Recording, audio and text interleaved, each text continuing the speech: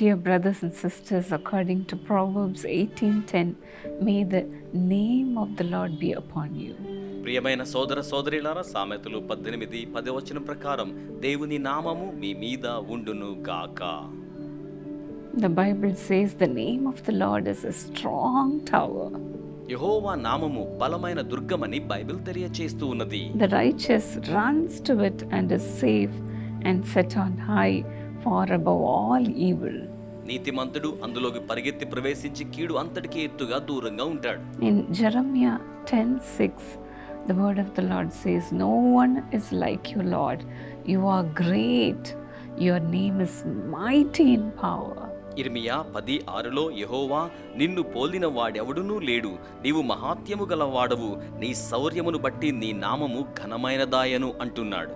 To know the name of God, we have to know God. దేవుని యొక్క నామమును మనము తెలుసుకోవాలి అని అంటే మనము దేవునిని తెలుసుకోవాలి. When we cry out to God and meditate on His word and pray every time we would do anything, we will know God. మనము దేవునికి మొరపెట్టి ఉన్నప్పుడు, ఆయన వాక్యమును ధ్యానము చేసి ఉన్నప్పుడు, ప్రతి దానికి ఏది చేయడానికి సంబంధించైనా మనము ప్రార్థన చేయుచున్నప్పుడు, Sometimes sisters used to ask me how to go closer to God. కొన్ని పర్యాయాలు సహోదరులు నన్ను అడుగుతూ ఉంటారు, దేవునికి సమీపం అవ్వాలంటే ఏం చేయాలి? I would tell them, read the word more, dear sister. నేను వారికి చెప్తుంటాను, ప్రియమైన సహోదరులారా, దేవుని యొక్క వాక్యాన్ని ఎక్కువగా చదవండి. That's the only way we can know God more. మనము దేవునిని మరి ఎక్కువగా తెలుసుకోవడానికి అది మాత్రమే ఏకైక మార్గం అయ్యున్నది. Likewise, Hagar, the slave woman of Sarai, when she was running away from her, the Lord looked at her.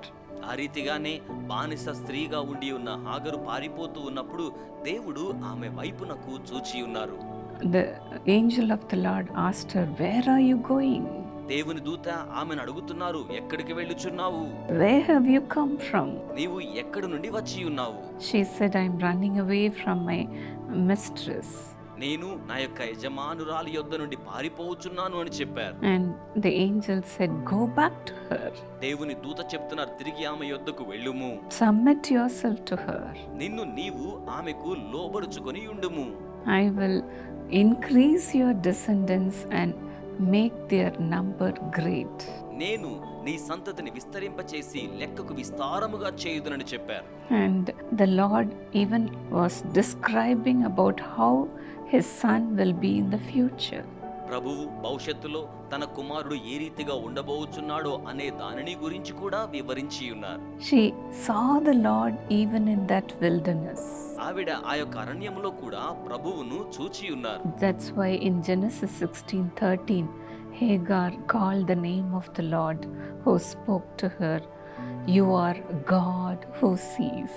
అందుచేతనే ఆదికాండము 16:13లో చూచుచున్న దేవుడువు నీవే అని హాగరు దేవునిని పిలిచి ఉన్నట్లుగా మనం ఈ సందర్భంలో చూడగలుగుతూ ఉన్నాము. Because I have truly seen the one who looks after me. నన్ను చూచుచూ ఉన్న వానిని నేను నిజముగా చూచియున్నాను గనుక. The Lord was so concerned about Hagar. ప్రభు హాగరుని గురించి ఎంతగానో శ్రద్ధ కలిగి ఉన్నారు. He looked at her misery. తన యొక్క ఆవేదన దుఃఖమయ స్థితిని ఆయన చూచారు. And the Lord appeared to Hagar. ప్రభువు హాగరునకు ప్రత్యక్షమయ్యున్నారు. She knew God more in the wilderness. అరణ్యములో ఆమె ఎక్కువగా దేవుని గురించి తెలుసుకొని ఉన్నారు. That's why she gave God a new name. అందుచేతనే ఆమె దేవునికి ఒక క్రొత్త పేరు పెట్టి ఉన్నారు. And she said, ఆవిడేమన్నారంటే, "I saw the Lord who sees me." నన్ను చూచుచూ ఉన్న దేవునిని నేను చూచి ఉన్నాను. Yes, the name of the Lord is a strong tower. అవును, యెహోవా నామము బలమైన దుర్గమై ఉన్నది. If God would not have appeared to Hagar, she would have gone back to her native place, Egypt. దేవుడు గనుక హాగరునకు ప్రత్యక్షమై ఉండకపోతే ఆమె తన జనన స్థానమైన ఐగుప్తునకు వెళ్ళిపోయేవారు. She would have missed God. ఆమె దేవునిని కోల్పోయేవారేమో. But then God appeared to her and brought her back to Him. అయినప్పటికీ దేవుడు ఆమెకు ప్రత్యక్షమై తిరిగి మరలా వెనుకకు తీసుకుని వచ్చారు. The same God will appear to you too, dear friend. అదే దేవుడు ప్రియమైన స్నేహితులారా మీకును కూడా ప్రత్యక్షమవుతారు. The name of the Lord is a strong tower. యెహోవా నామము బలమైన దుర్గమయ్యున్నది. The righteous run into it and they are safe. నీతిమంతులు అందులోనికి పరిగెత్తి సురక్షితముగా ఉండెదరు. In the Old Testament it says name of the Lord. పాత నిబంధన గ్రంథములో దేవుని నామము అని చెప్పబడి ఉన్నది. But in the New Testament it says name of Jesus. కానీ క్రొత్త నిబంధన గ్రంథంలో అది యేసు యొక్క నామంగా చెప్పబడింది. In Matthew 1:23 it says they shall call his name as Emmanuel. మత్తయి సువార్త 1:23లో వారు ఆయనకి ఇమ్మానుయేలును పేరు పెట్టుదురు, which means God with us.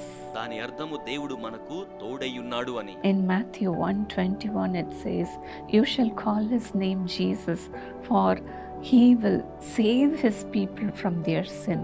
మత్తయి సువార్త 1:21లో ఆయనే తన ప్రజల పాపముల నుంచి వారిని రక్షించువాడు గనుక ఆయనకి యేసు అని పేరు పెట్టెదవు. What a privilege for us to call the name of Jesus. యేసు యొక్క నామాన్ని పిలుచుట అనేది మనకి ఎంత గొప్ప ధన్యతయో గదా. Everyone who calls on the name of the Lord will be saved. ప్రభువు నామాన్ని పిలిచే ప్రతి ఒక్కరు కూడా రక్షించబడుదురు. The Lord has a mighty name, ప్రభువు బలీయమైన నామమును కలిగి ఉన్నారు. great in power. గొప్పది, శక్తివంతమైనది. The Lord will make you to run into the name of Jesus. ప్రభువు మిమ్మును యేసు నామములోనికి పరిగెత్తులాగున చేయును. You will be safe. మీరు సురక్షితముగా ఉండెదరు. Lord Father, let your people have your name in them, Lord. ప్రభువా తండ్రి, మీ ప్రజలు వారిలో మీ నామమును కలిగి ఉండాలి ప్రభువా.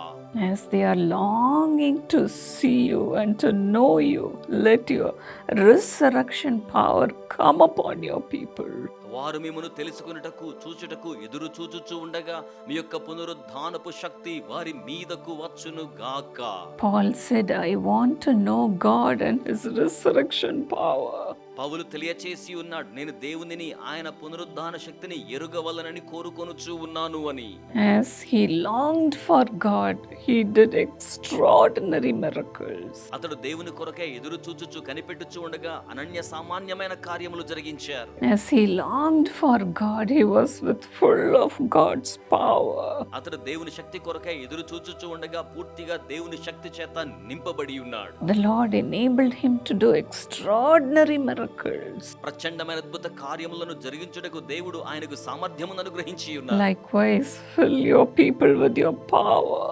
ఆ రీతిగానే మీ పిల్లలను మీ యొక్క శక్తి చేత మీరు నింపండి. With your great name. మీ గొప్ప నామముతో నింపండి. With your mighty power. మీ బలమైన శక్తి చేత నింపండి. Fill them, Lord Jesus. ప్రభువైన యేసయ్యా, మీరు వారిని నింపండి. Keep them in your bosom.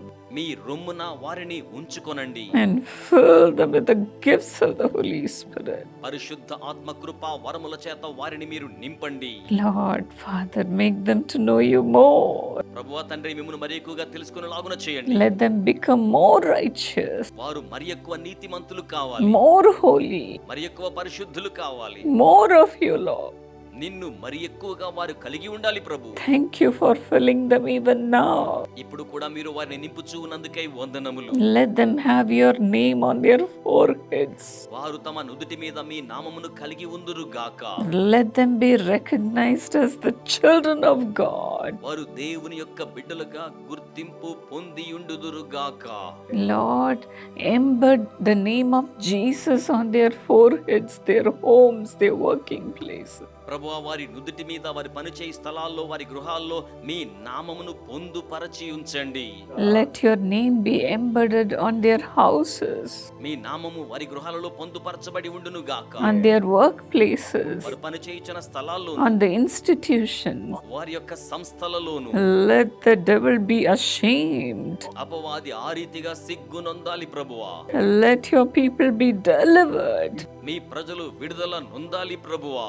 Let your anointing make them to enlarge and expand, Lord. మీ అభిషేకము వారిని సువిశాలముగా విస్తరింపచేయులాగున జరిగించండి. Thank you for your increase that is coming upon your people. మీ ప్రజల మీదకు విచ్చేయుచున్న మీ యొక్క వృద్ధి కొరకై మీకు వందనములు.